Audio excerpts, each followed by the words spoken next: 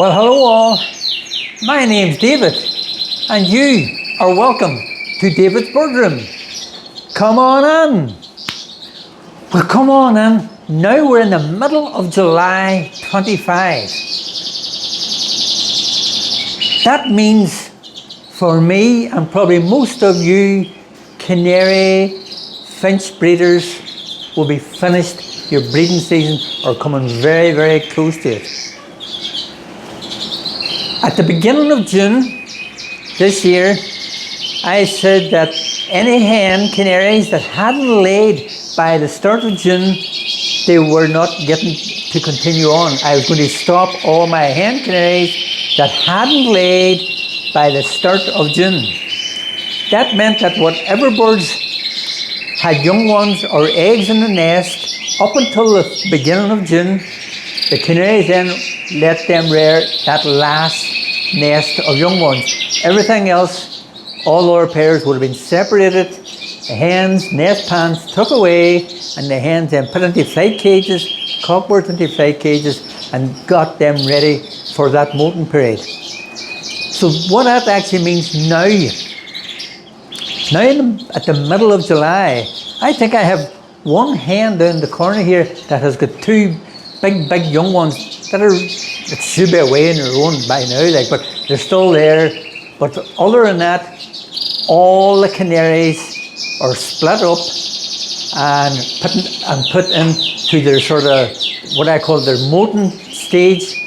Their big flight cages, get them prepared, plenty of room, and get them all ready for that molting season. So what I'll do,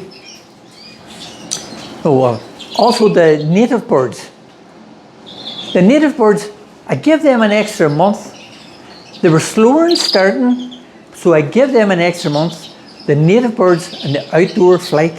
So really, what I have done, that those that hadn't laid by the beginning of July, I would have stopped anything, split all up that hadn't laid up after the beginning of July. So anything out in the outdoor flight that had eggs right up to the beginning of July, they're now still feeding young ones. There's still a few young ones out in the nest. There's a hen actually on eggs at the minute. She just laid. She just caught the borderline. And it's a siskin hen. And I'll tell you why I kept her on. Because that siskin hen, she's now, I think she's 3 years old. First 2 years, I got young ones from her in the first year. I got nothing off her in the second year. This year is her third year. I have got 4 young ones off her so far. So now she's laid again for that last set of eggs. And I'm going to let her go ahead and finish them off. She will be late in getting those young ones reared. That hen, I will not be showing her that hen this year. So it'll not really matter if she'll be later in getting into the molt. Plus the fact, next year she'll be 4 years old.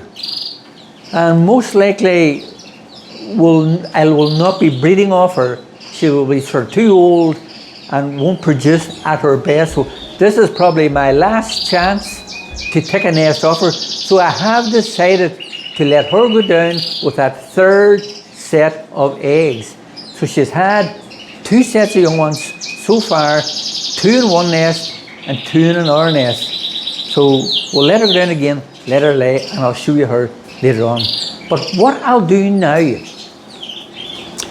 we're in July, I'll let you see how I've changed everything around in the bird room to let the birds have a good, clean, strong, healthy, fit molt. That's a very important thing, that they get plenty of room to fly about, good, fresh seed, clean water, and actually they're getting as much rich conditioning foods as I would have been giving my birds prior to their breeding season, because now it's probably the more important time for the birds personally. Because if you imagine, each individual bird is going to get rid of all his feathers on his body completely and grow a brand new set of feathers. So that bird needs all the sort of rich, strong food that it can get. So they get a good mixed diet. They're getting their egg food, they're getting plenty of green foods, and they're well looked after. And that's the important thing. You look after them now for that molt. They get a good molt, and if you're going to show your birds, they'll have a good plume, they'll have a good clean feather on them and look good for that show season. So you've got to think ahead for each season. So this season now, it's the end of the breeding season and the start of the molting season. The molting season in the bird room is a mess. I mean, every time you come into the bird room, there's feathers everywhere. On the ground, around the side, in the cages, feathers. Every time I come in, I am brushing, got the hoover, I hoover all up all the corners, take all the feathers out, and it keeps the part fresh. I also have an air purifier that blows here right and regular. Especially sort of now, at this time of year, we're not getting the extremes here in Northern Ireland, but it can be warm enough. We're getting high 20s, sort of low 30s, and it can be warm enough. So the wee air purifier, that's blowing. It's just blowing me here as I speak, and it's blowing nice fresh air up and around the bird room, and it keeps that air circulating, keeps the bird room nice and clean and fresh. Doesn't smell like a bird room. Anyhow, I'll take a wee walk around.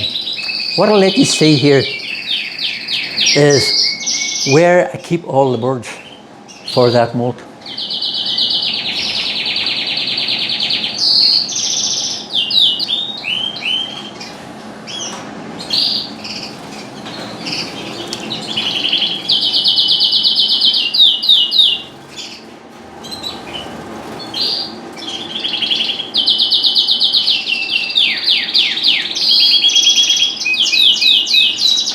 So, now here, this is the big indoor flight that I have. Now that's, my bird room is probably 8 foot high. So that flight up to the ceiling, right down to the ground. And as you can see, down at the bottom, the birds are getting a bath. I put that in this morning. This is where I keep my young birds. They molt out here. So the young birds have got this fly cage. They're getting careful red in their drinking water. That gets changed fresh daily. And in the warm weathers, it gets changed nearly twice a day. So they're getting careful red in their water. So they have that, as I say, look, the fly cage, you can see some of the young birds at the bottom. They're a bit patchy looking now, look. You can see some of the young birds. That's one of the young birds there. Look at his back. Look at the way the colour is coming onto its back now. Oh, he's away. So let's move it up and we can see, we'll see if we can zoom in a little bit. The changing colours of the red factor. You can see they start to get the wing butts first. The wing butts goes first. Then the sides of the chest start to colour. So that's the changing colours of the red factors. That's them turning into the complete red bird that we see out on the show benches. So they have, let's say, that fly cage. Now that fly cage is opened up to that cage in the corner. That one in the corner and that one. So you have, there's 3 cages here. So them birds have got access to those 3 cages. And I mean, those 3 cages go the whole way across the bird room. And they go right across. So they have got the full run of these 3 the whole way across. Let's steady us up. And right across to there. Now my bird room. So my bird room is 20 foot long. So they've got that 20 foot flight cage by 3. So there's, say, 60 foot of flight cages that connect onto the 8 foot by 6 foot high flight. So my young birds get plenty of room for exercising, moving about.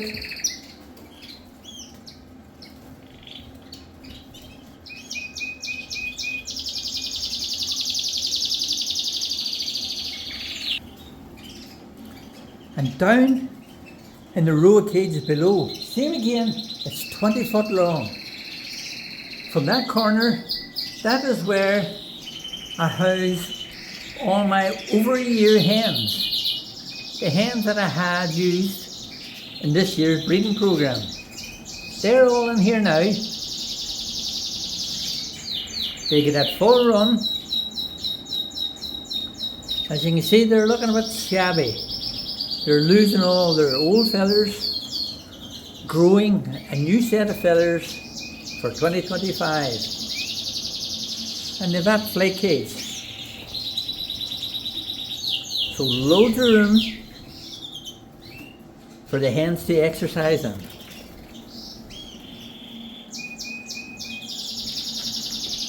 Over the far side, see the big flight on the right hand side. So from here we can see the flights on the left hand side where all the young birds are. Here, we'll just go back to this first from this angle. So you have that flight cage and they have the 3 runner cages right across. The hens are on the bottom row, go right across, and they've got all that. Now, the big flight on the right hand side. See them again, it's 8 foot high, it's more than 6 foot long, about 2.5 foot wide. That's where all my cockbirds, my over-a-year cockbirds, the birds that I used for this year's breeding season. So they're all in here, and that's where they get to molt out. They also get a bath, they get the carafel red in the water. Plenty of exercise is important to the birds. So that's all my canaries. What this does makes the maintenance for me very, very easy. Because really, you've only sort of 3 sets of cages that have drinkers in them that you have to give birds drinker to. And it makes things a lot easier. Like the hen canaries, they were getting these 3 big drinkers. The young birds, they were getting the carafel red in the water.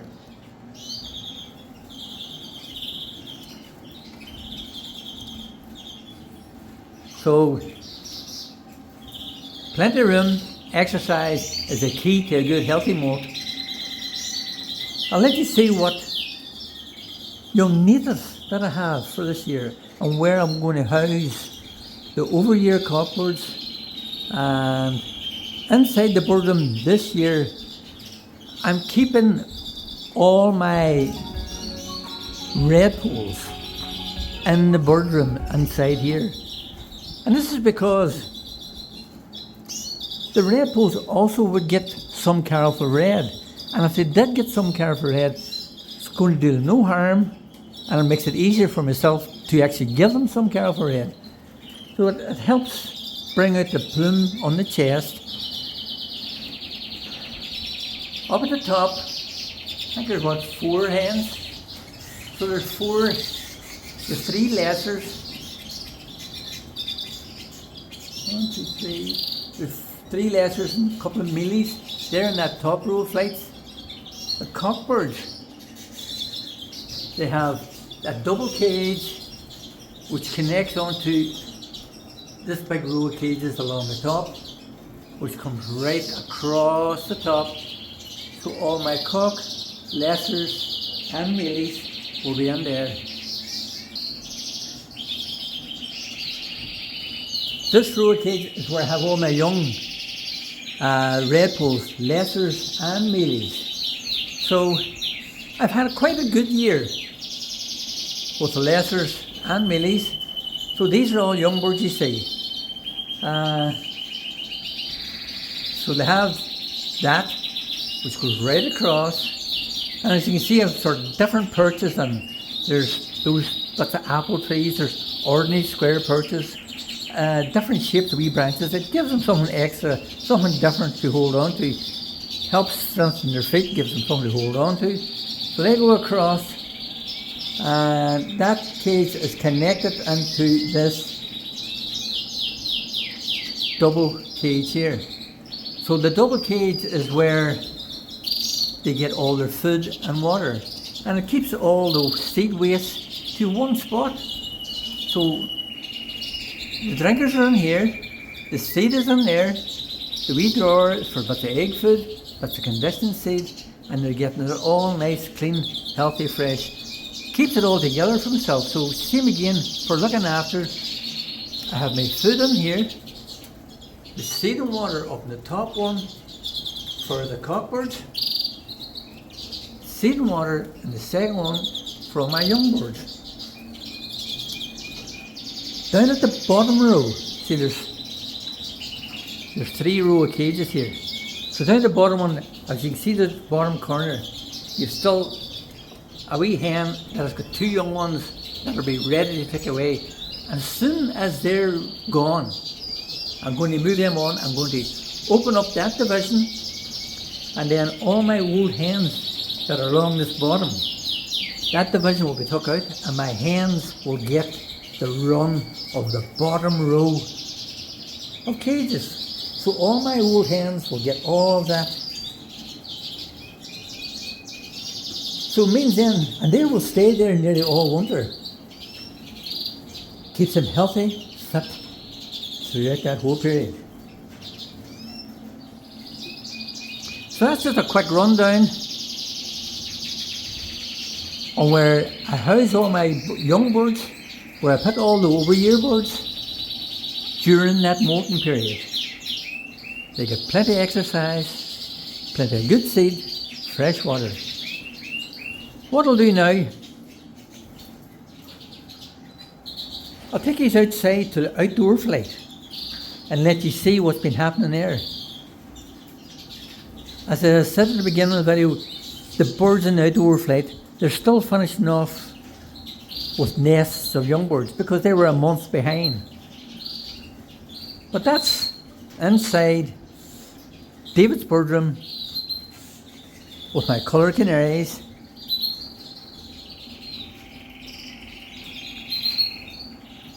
and my redpolls. Mom, we'll go outside now and see. So, we'll take you outside and let you see what's been happening in the outdoor aviaries here in David's bird room. Mom and me.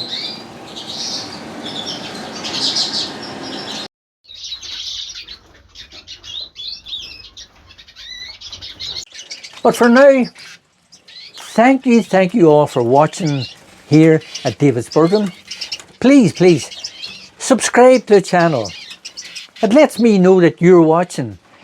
If you subscribe, then you will get automatic updates of what's happening here at David's bird room. It helps my show to grow. So subscribe, give me a like. If you have any comments on this show or any of the past shows, or if you have any questions that you would like to ask, put them down in the comments on below, and I will gladly get back and answer to the best of my ability. But for now, everybody, take care. Thanks for watching. Bye bye.